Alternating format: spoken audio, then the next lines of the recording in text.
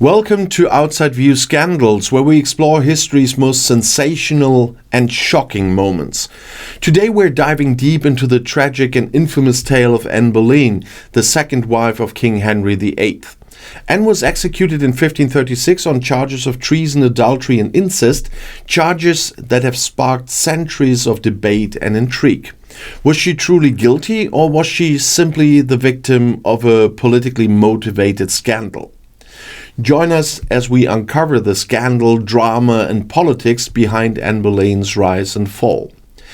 Let's set the stage by looking at King Henry VIII, a king known for his relentless pursuit of a male heir and his readiness to discard wives who failed to provide him one. When Henry first met Anne, he was already married to his first wife, Catherine of Aragon. Catherine had given him one surviving child, a daughter named Mary, but no son to secure the Tudor dynasty. For Henry, a male heir was more than just a desire. It was a political necessity to secure his legacy and avoid potential civil wars. And that's where Anne Boleyn comes into the picture. Anne was ambitious, intelligent, and unlike any woman Henry had ever encountered. Her refusal to become his mistress, instead holding out for marriage, quite intrigued Henry. She wasn't willing to be just another conquest. She wanted to be queen. This wasn't the typical path for a woman in her position, and her resolve only fueled Henry's fascination. Henry's obsession with Anne led him to unprecedented lengths. In his quest to marry her, he defied the Pope, broke away from the Catholic Church, and established the Church of England. This wasn't a simple decision. It was a seismic shift that changed the religious landscape of England forever. Imagine that, an entire church reshaped, all for the love of one woman. But Anne's fairy tale beginning didn't guarantee a happy ending here. In 1533, after a lengthy battle to annul his marriage to Catherine, Henry finally married Anne, who was already pregnant. To the great disappointment of Henry and his court, Anne gave birth to a daughter, Elizabeth. Though we know her as Elizabeth I, one of England's greatest monarchs, at the time Elizabeth's birth was considered a failure. From that moment, Anne's position began to weaken. Despite her attempts to secure a male heir, Anne's subsequent pregnancies ended in miscarriages, further straining her marriage with Henry.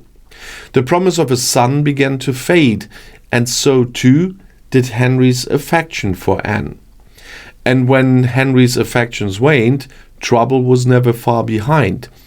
Anne had made many enemies at the court with her sharp tongue and the political influence, and one of her most formidable opponents was Thomas Cromwell, Henry's chief minister. Cromwell, once her ally, saw Anne as a liability, an obstacle to his own power and influence. He understood that if he could remove her, he would secure his place at Henry's side. Cromwell set out to orchestrate Anne's downfall with ruthless efficiency. He began gathering evidence, or rather fabricating it, to accuse her of crimes so shocking that Henry would have no choice but to turn against her. And the charges? Treason, adultery, and incest. These accusations weren't just sensational, they were downright scandalous. The claim that Anne had committed adultery with multiple men, including her own brother, was almost unthinkable. But in the politically charged atmosphere of the Tudor court, these charges were taken seriously. Anne was accused of plotting against Henry, of betraying him with other men, and of conspiring to overthrow the king. Now let's be clear, the evidence against Anne was flimsy at best. Much of it relied on rumors, dubious testimonies, and the ambitions of those eager to see her fall. One of the key pieces of evidence was that Anne had laughed at the king and supposedly mocked his ability in private conversations. Imagine being sentenced to death because someone claimed you make a joke at your husband's expense.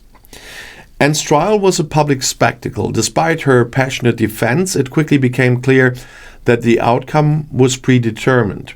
The jury was filled with her enemies, and the charges against her were designed to shock and appall. Anne proclaimed her innocence, pleading with Henry to see the truth, but her words fell on deaf ears. The verdict was guilty, and the punishment was death. Anne was sentenced to die by beheading, a fate reserved for the most serious crimes against the crown. Her execution was scheduled for May 19th in 1536, and she faced her final moments with remarkable dignity. Dressed in a dark gown, she addressed the crowd with grace, professing her loyalty to the king and accepting her fate. In a small act of mercy, Henry arranged for a skilled swordsman from France to carry out the execution rather than the traditional axe. The French executioner was known for his precision, a small comfort in an otherwise bleak situation. With one swift stroke, Anne's life ended, and her story took its place in the annals of history. But Henry, as we know, didn't waste much time mourning. Just days after Anne's execution, he married Jane Seymour, a woman he hoped would finally give him the son he so desperately desired. Anne's memory was swiftly pushed aside as the court celebrated the arrival of a new queen. The legacy of Anne Boleyn, however, didn't end with her death. Her daughter Elizabeth would go on to become one of England's most powerful and respected rulers.